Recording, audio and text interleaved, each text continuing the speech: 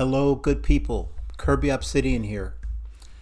And I'm excited that I'm finally here to talk about a novel. When I started this channel, I thought it was going to be all about books and movies and records, and instead I do so much of this politics.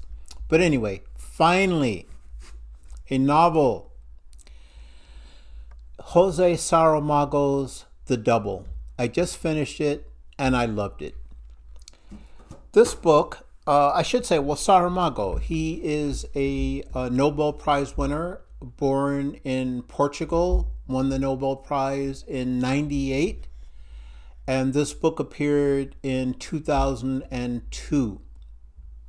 I'd never read Saramago until I saw the film Blindness, and that led me to that novel, Blindness, which I also loved, and eventually to this.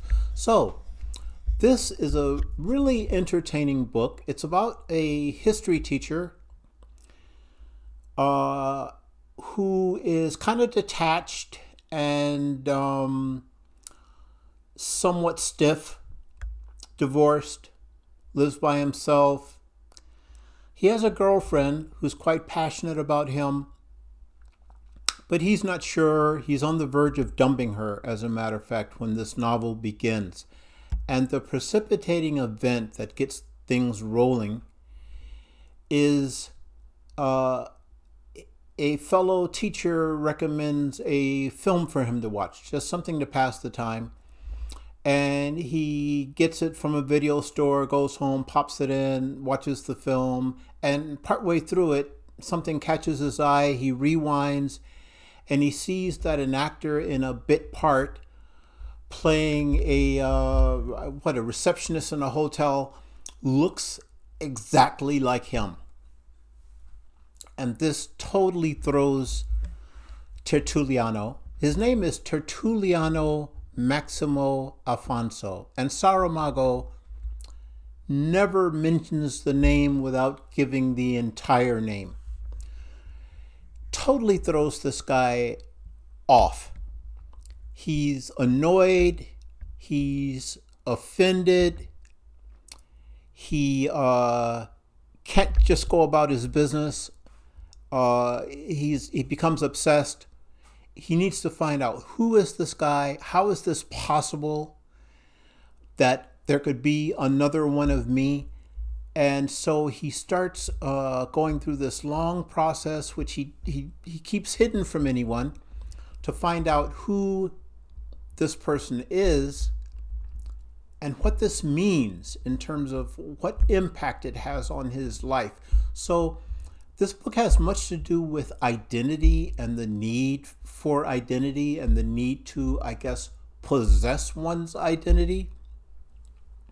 Now, Saramago uses an omniscient narrator who is pretty humorous, somewhat sardonic, very analytical, and is constantly in Tertulliano Maximo Alfonso's head, looking at how he is perceiving things, the choices he's making, how he's being pulled in one direction or the other.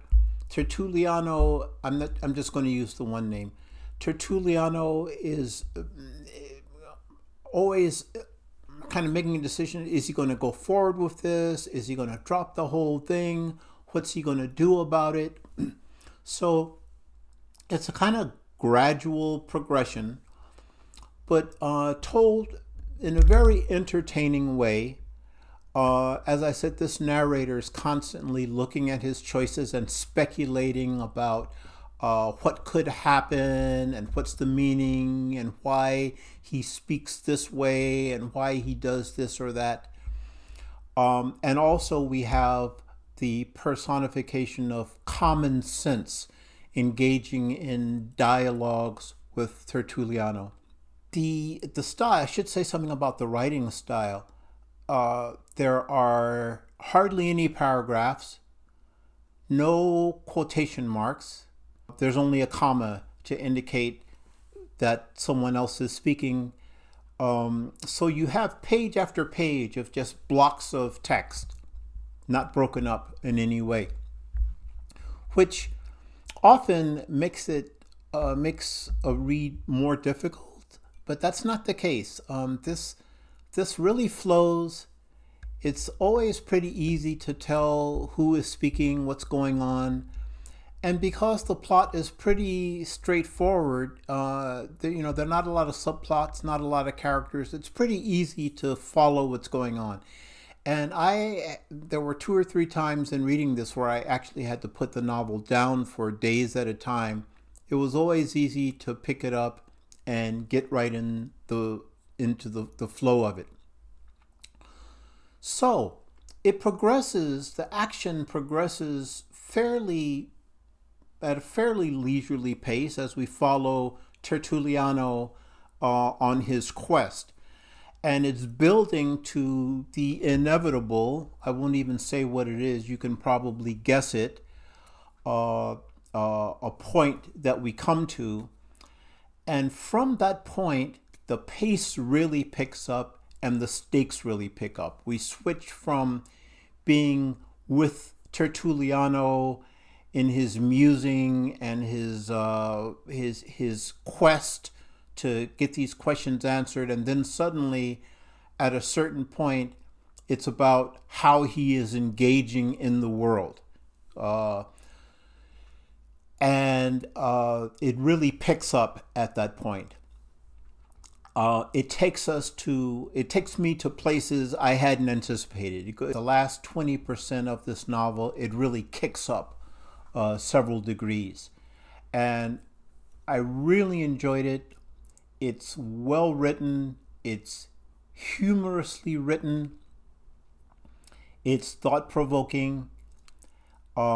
It's fun. There is suspense and tension, just wondering kind of what's going to happen. And I think he brings it off really well. I will say, I wish he'd left out the last 2 pages. I don't think they're necessary at all. But it's not enough to say it detracted from the novel. I pretty much kind of ignore the last 2 pages myself. Curious to how any other readers would respond to that. Now, if you do respond in the comments, please make spoiler alerts because this is one of those books you want to read it without really knowing what's going to happen. But I loved it. Again, Jose Saramago's The Double. Read it. I think you'll like it.